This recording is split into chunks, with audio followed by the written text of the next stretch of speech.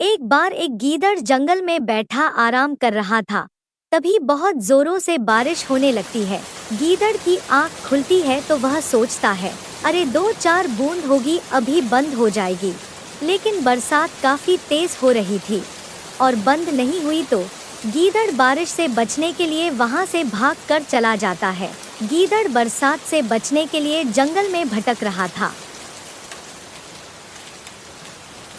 वह सोच रहा था कि इस बरसात से कैसे बचा जाए। मेरा तो कोई घर भी नहीं है। अगर इस ठंड के मौसम में मैं बरसात में इसी तरह भीगता रहा तो मैं तो ठंड से मर ही जाऊंगा। मुझे जल्दी से कोई ठिकाना ढूंढना होगा। गीदड़ को चलते चलते एक गुफा दिखाई देती है, लेकिन उस गुफा के अंदर एक भेड़िया बैठा था। गीदड़ वहां पहुंचकर भेड़िए से कहता है, भेड़िया भाई, देखो कितनी तेज बारिश हो रही है और ठंड भी कितनी पड़ रही है। क्या मुझे इस गुफा में थोड़ी सी जगह मिल सकती है? भेड़िया कहता है, अगर बरसात हो रही है और ठंड भी पड़ रही है तो मैं क्या करूं? यह मेरी गुफा है और मैं किसी को भी इसके अंदर नहीं आने दूंगा। चल भाग यहाँ से। बेचारा गीदड़ वहाँ से निराश होकर चला जाता है। उसके बाद गीदड़ को एक और गुफा दिखाई देती है। उसके अंदर एक भालू खड़ा था।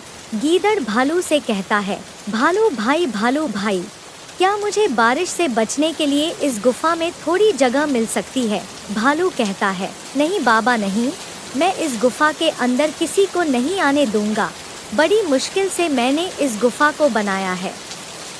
तूने अपने लिए घर क्यों नहीं बनाया? चल भाग यहाँ से।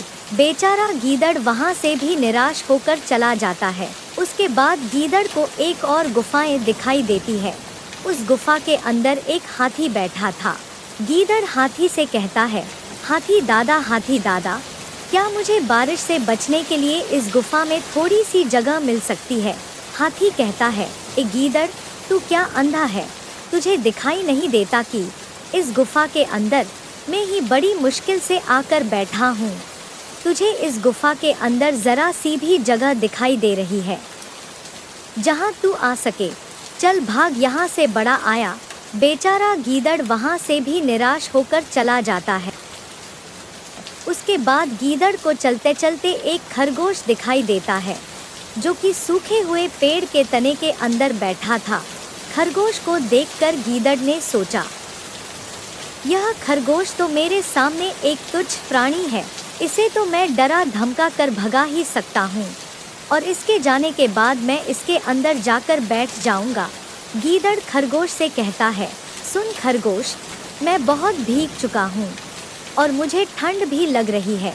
ऐसा कर, तू इसके अंदर से निकल जा, नहीं तो मैं तुझे मार डालूंगा। खरगोश बेचारा डर जाता है और वहाँ से निकलकर चुपचाप वहाँ से चला जाता है। उसके बाद गीदड़ उसके अंदर जाकर बैठ जाता है।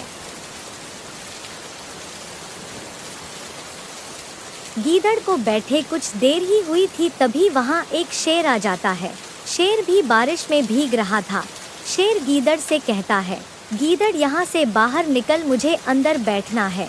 गीदड़ कहता है, महाराज, बड़ी देर से जंगल में भटकने के बाद बड़ी मुश्किल से मुझे यह जगह मिली है, मैं यहाँ से नहीं जाऊँगा।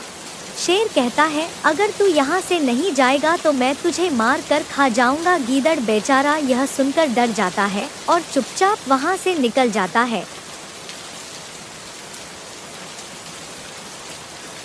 इस कहानी से हमें यह सीख मिलती है कि अगर कोई अपनी ताकत के बल पर किसी के साथ बुरा करता है, किसी को सताता है, तो उसके साथ भी ऐसा ही होता है।